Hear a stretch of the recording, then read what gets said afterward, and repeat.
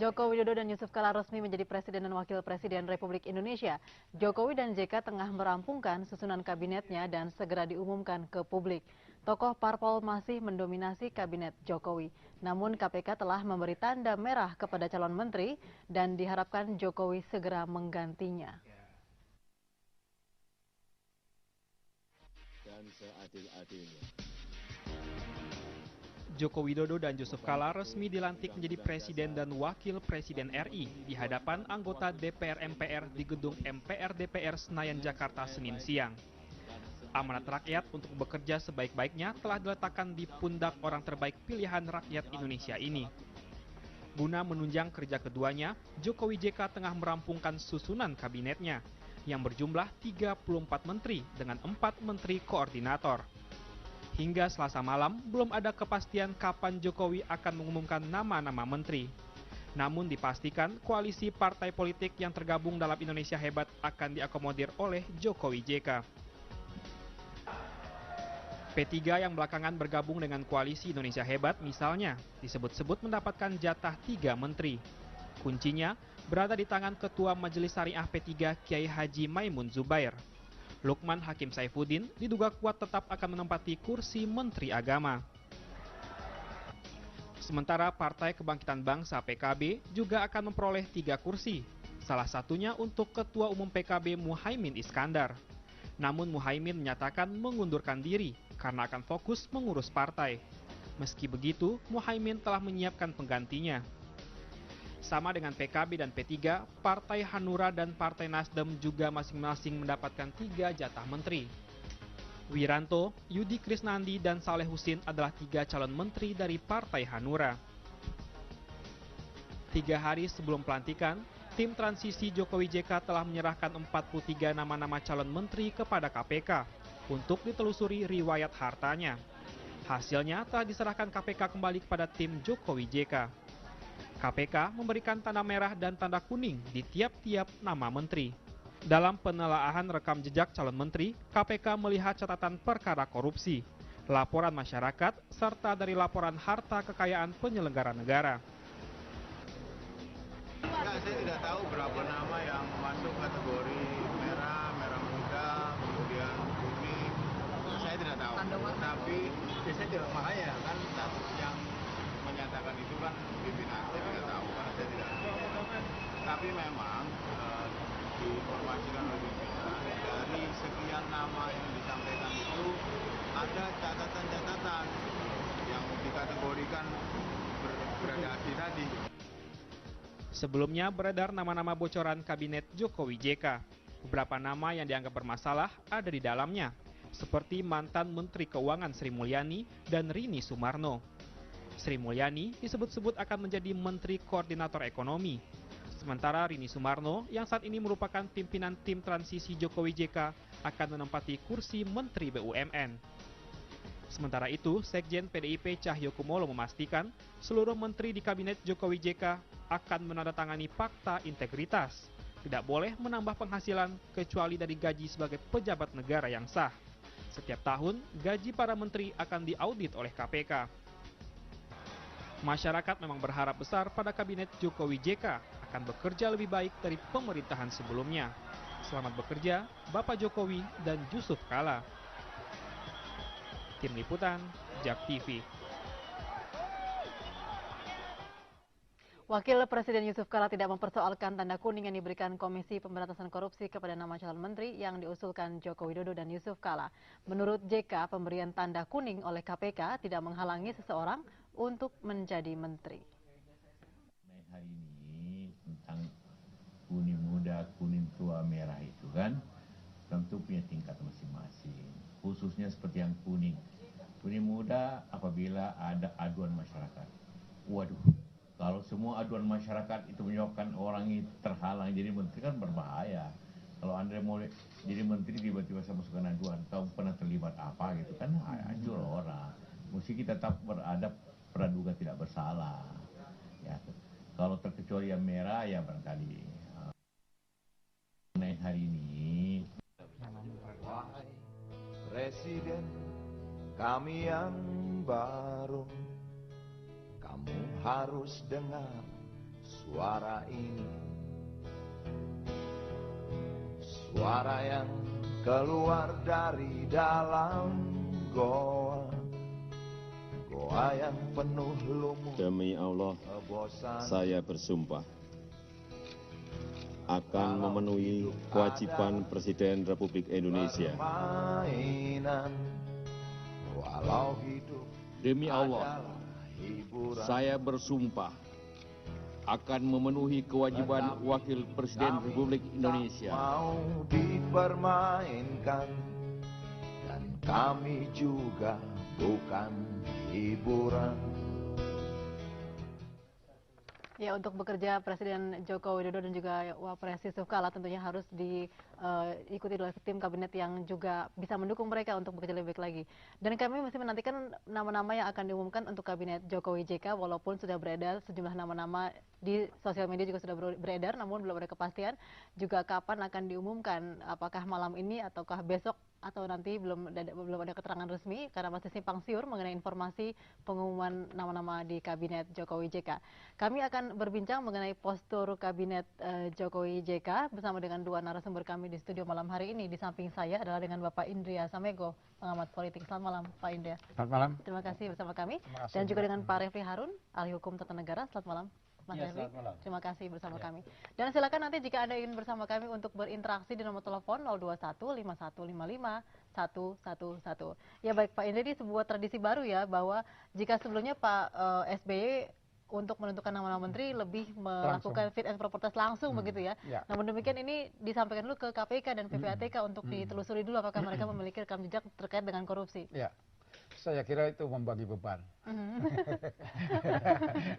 Supaya tidak. Jadi nggak salah pilih gitu maksudnya Pak ya? Tidak nanti dituduh dia sendirian. Walaupun itu sebetulnya kan memang hak prerogatif presiden.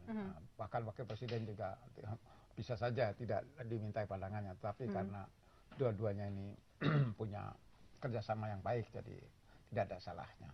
Mungkin kedua-duanya sepakat untuk mengundang pihak ketiga memberikan penilaian terhadap sang calon itu, terutama yang kaitannya erat dengan persoalan-persoalan korupsi itu. Jadi saya kira wajar saja kalau itu dasarnya sana, karena itu tidak harus menunggu apakah sudah ada keputusan atau belum seperti tadi Pak JK katakan, tetapi PPATK kan memiliki bukti konkret, ya, rekam jejak dari seorang itu, rekening itu, ya kan, jadi bukti konkret yang susah diperdebatkan. Nah, tinggal bagaimana si user ini, pengguna, apakah mau menerima atau tidak, mengakui tadi tanda-tanda itu, mulai dari merah sampai tanda ke kuning muda, tanda kuning tua.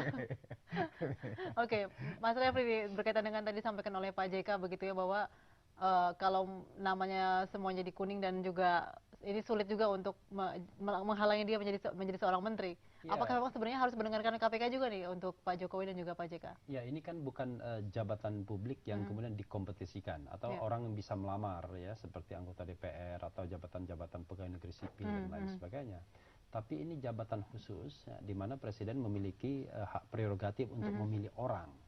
Nah, karena itu presiden bisa memilih siapa saja. Dan kalau misalnya orang itu bermasalah, tidak dipilih pun tidak jadi apa-apa. Tidak mungkin juga dia menuntut karena tidak dipilih, karena misalnya mempetunkan dan lain sebagainya. Jadi menurut saya formalisme hukum bahwa azas praduga tak bersalah dan lain sebagainya tidak laku di wilayah ini. Karena wilayah ini adalah wilayah politik, wilayah persepsi, dan wilayah dukungan masyarakat. Kalau dia mengumumkan, presiden mengumumkan dan nama-nama tersebut dalam ruang imajinasi publik dianggap bermasalah, walaupun kemudian KPK belum menetapkan sebagai tersangka dan mungkin masih jauh dari tersangka, itu pun tetap akan mengganggu.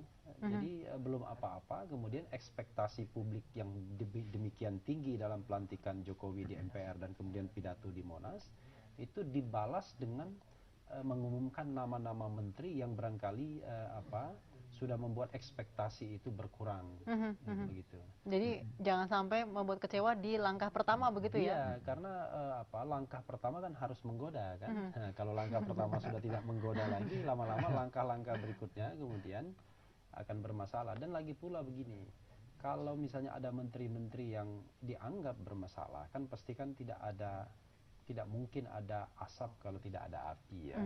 Tetapi kan di Republik ini kita bicara tentang formalisme hukum, bahwa kalau orang tersebut belum menjadi tersangka, kita tetap praduga tak bersalah. Sudah jadi tersangka pun praduga tak bersalah, ya kan?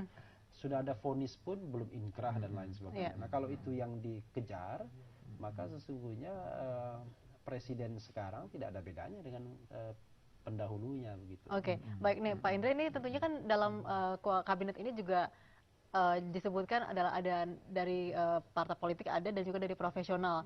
Tentunya dari parpol itu adalah mereka yang telah mendukung Jokowi JK, begitu ya. Nah artinya diajukan oleh parpol begitu. Jelas. Nah ini kan kalau misalnya KPK bilang ternyata mereka nggak bisa misalnya seperti itu. Nah ini kan juga sebuah keruwetan tersendiri mungkin untuk mengatur orang-orang yang akan duduk dalam kabinet. Ya, kerumitan bagi usernya itu kalau memang menganggap sebagai hal yang rumit. Tapi seperti tadi Bung Refli bilang, ini kan soal hak prerogatif. Dan prerogatif tentu saja itu harus mendengar juga ekspektasi publik. Jadi kalau bahasanya orang pasar ini akan bereaksi negatif bahasa terhadap nama-nama yang memiliki cacat seperti itu. Jadi kerumitan yang ini bersifat politis saja, bahwa kalau misalnya dia orang yang berpengaruh pada saat kampanye punya investasi politik yang cukup besar terhadap perjuangan Pak Jokowi JK, saya kira mungkin itu akan mempersulit itu. Tetapi sekali lagi bahwa contoh yang baik dari Muhaimin tadi, dia mundur dia mundur gitu kan, jadi mengakui bahwa nanti pasar bereaksi negatif terhadap dia gitu, kira-kira begitu. Jadi sadar diri dari masing-masing parpolnya gitu ya. Ya, supaya tidak merepotkan pengguna itu. Jadi saya kira itu. Jadi mundur sendiri diharapkan seperti itu begitu. Diharapkan seperti itu. Jadi saya kira ini contoh di Indonesia jarang sekali ya, Bung Refli ya. Orang mau mundur itu. Jangan jadi liability. Iya, karena apa namanya tadi selalu pegangannya mana buktinya bahwa saya melakukan ini. Kemudian tadi juga Bung Refli katakan sudah bersalah, tapi karena belum ada keputusan yang bersifat final mengikat inkrah, dia masih lolos. Jadi kalau itu terjadi, itulah akan menimbulkan reaksi negatif di pasar politik Indonesia. Oke. Nah di sini artinya Mas Refli bahwa KPK menjadi salah satu pihak ketiga begitu yang sangat diperhitungkan oleh Pak Jokowi JK untuk menentukan seorang menteri. Yang artinya memang jika nanti memang sudah terbentuk begitu benar-benar bersih semua menteri yang duduk dalam kabinet. Ya sebenarnya feeling saya begini. Pertama, kenapa kemudian nama-nama itu baru di store Jumat ya? Ada kemungkinan memang tarik-menarik di internal Jokowi ya, terutama dengan partai pengusung yang kemudian tidak gampang diselesaikan. Mungkin Jokowi sudah merasa bahwa nama-nama ini, mungkin nama-nama tertentu itu tidak laku di pasaran politik. Gitu. Kalau dipaksa juga kemudian publik akan bereaksi negatif ya. Bahkan barangkali di antara mereka sudah pernah ada pemberitaan yang luar biasa ya, mengenai isu suap, misalnya isu rekening gendut dan lain sebagainya. Tetapi kan untuk menolak, Pak Jokowi ini kan barangkali mah politik Jawanya masih ada ya kan.